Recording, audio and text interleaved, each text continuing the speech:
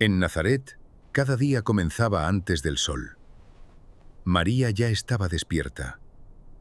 Moler el trigo era la primera tarea. Sin harina no había pan ese día. El trigo galileo era duro y nutritivo, la base de todo alimento en aquella tierra. Sin fuego no había cocina. Cada mañana, el hogar debía encenderse desde cero. El pan de María era plano, sin levadura. Agua, harina, sal y fuego, solo eso. En segundos, el calor transformaba la masa cruda en pan. Alimento sagrado y diario. Las lentejas eran el plato más antiguo de Israel, las mismas que Esaú vendió su primogenitura.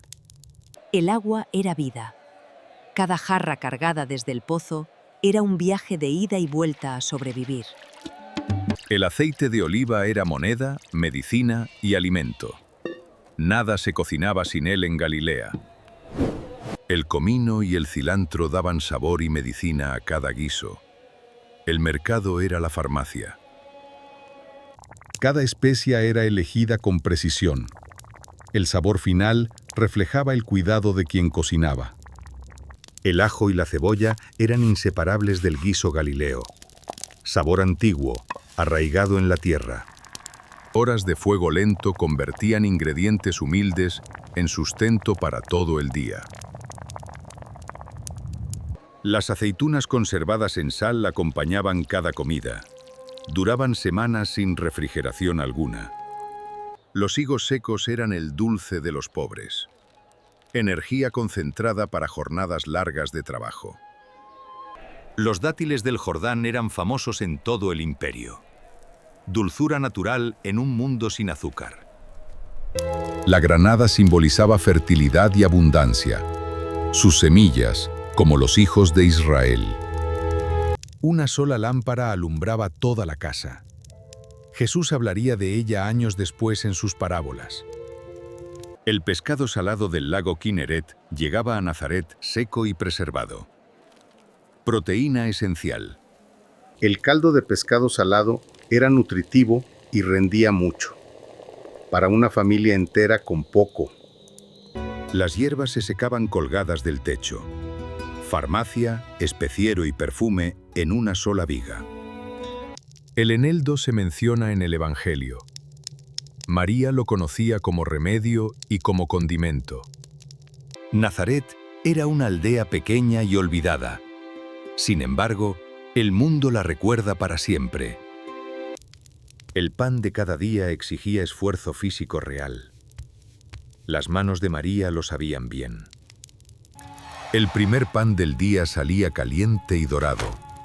El olor llenaba toda la casa pequeña. Partir el pan era un gesto sagrado. Lo haría su hijo en miles de mesas a lo largo del mundo. Este era el desayuno de Jesús. Pan, aceite, aceitunas y fruta. Humilde, suficiente, sagrado. Cada jarra era el resultado de un esfuerzo físico real. El agua no llegaba sola en Nazaret. El agua del pozo era sagrada por el trabajo que costaba traerla. Nunca se desperdiciaba. Los garbanzos debían remojar toda la noche. La cocina bíblica requería planificación y paciencia. El potaje de garbanzos tardaba horas. Era el plato principal de muchos mediodías en Nazaret. Moler durante horas era agotador. 2 mujeres molían juntas para acelerar el trabajo diario. Pan con aceite de oliva. El desayuno más repetido en la casa de María durante 30 años. La miel silvestre de la tierra de Canaán era el único dulce natural disponible. Juan Bautista la comía. Pan con miel. Un lujo ocasional para una familia sin recursos económicos en la Galilea romana. José trabajaba la madera mientras María cocinaba. 2 oficios, una sola familia, un solo destino. El mediodía en Nazaret era brutal. El calor detenía el trabajo. Era la hora de comer juntos. Retirar la olla del fuego era delicado. El barro caliente quemaba con rapidez la piel desnuda. Cada cuenco era llenado con cuidado. Nadie comerá más que otro en la mesa de María. Esta mesa sencilla fue testigo de conversaciones que cambiarían la historia del mundo entero. Después del almuerzo, el fuego dormía. Pero pronto María volvería a encenderlo para la cena. El mercado de Nazaret cerraba con el sol. Lo que no se compró hoy, esperaría hasta mañana. Al caer la noche, una sola lámpara era toda la luz. La oscuridad bíblica era total y real. La sopa de la noche era más ligera. El estómago descansaba antes de la oscuridad larga del sueño. La noche en Nazaret era de oscuridad absoluta. Vivían en ella sin miedo porque la conocían bien. El sábado cambiaba todo. No habría cocina. El fuego se apagaría. La ley era clara. El pan del sábado se cocinaba el viernes. La ley prohibía encender fuego durante el día sagrado. El vinagre diluido era bebida común de los pobres. Lo mismo que ofrecieron a Jesús en la cruz. El vino era consumido mezclado con agua. Sin agua, el vino era demasiado fuerte para el trabajo. María conocía las hierbas medicinales de memoria. Cada madre galileana era también curandera. La menta era remedio para el estómago y bebida de calor. Jesús probablemente la tomó de niño. Nazaret miraba al mundo desde sus colinas. Un pueblo que no esperaba ser el centro de la historia. Antes de la Pascua, la casa debía estar libre de levadura. La ley era minuciosa e ineludible. La Pascua era la comida más importante del año. Recordaba la liberación de Egipto. Siempre. Al regresar, el primer acto era encender el fuego. La casa volvía a vivir con la llama encendida. Cada año subían a Jerusalén para la Pascua.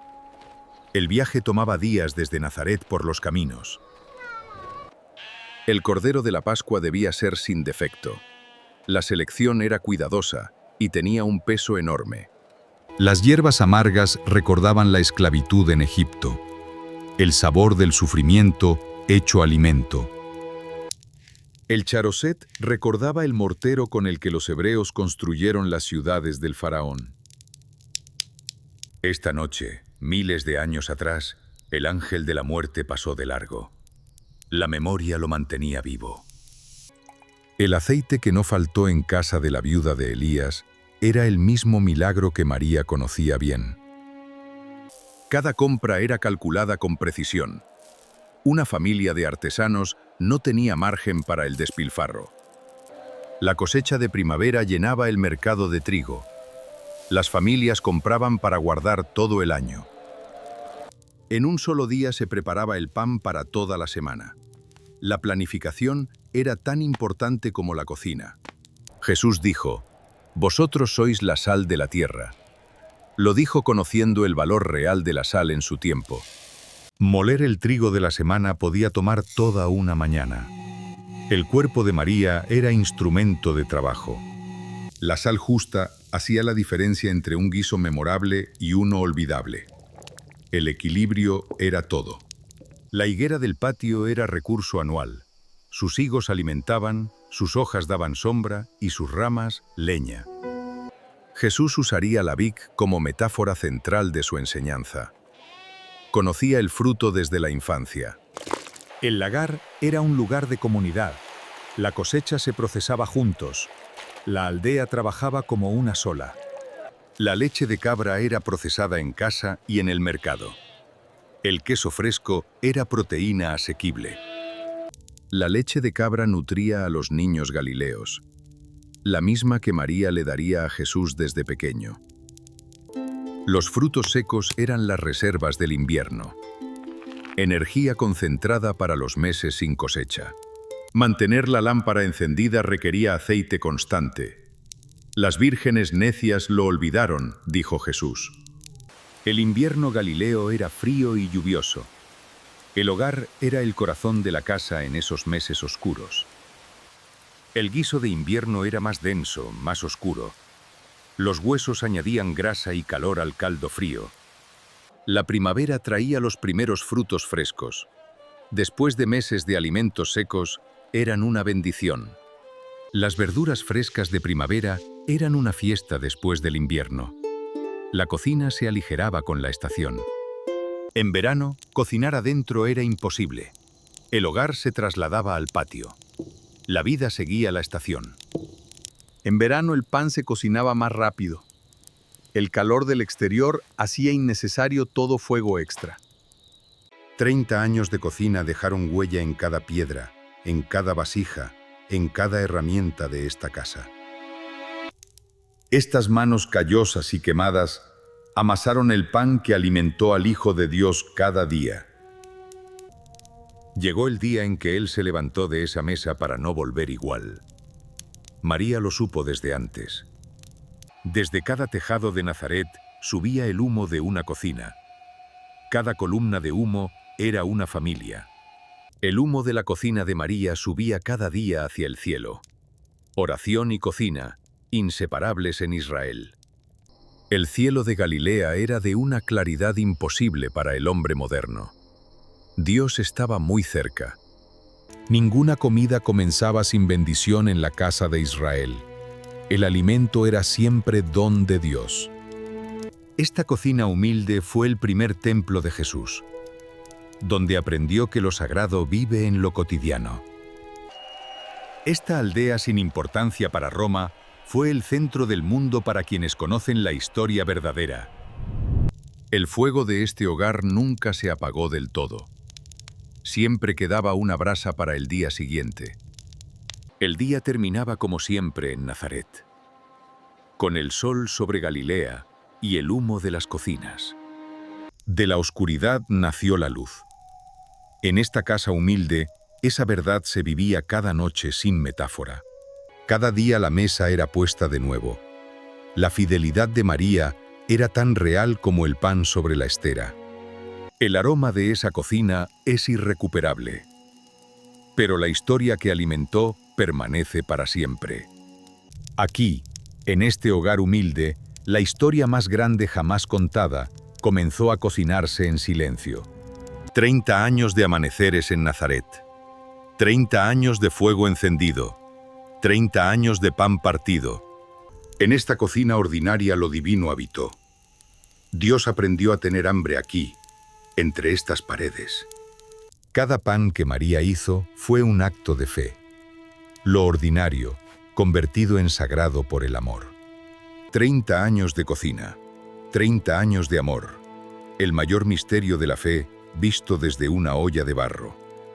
Lo que María cocinó con amor en Nazaret sigue alimentando al mundo 2000 años después.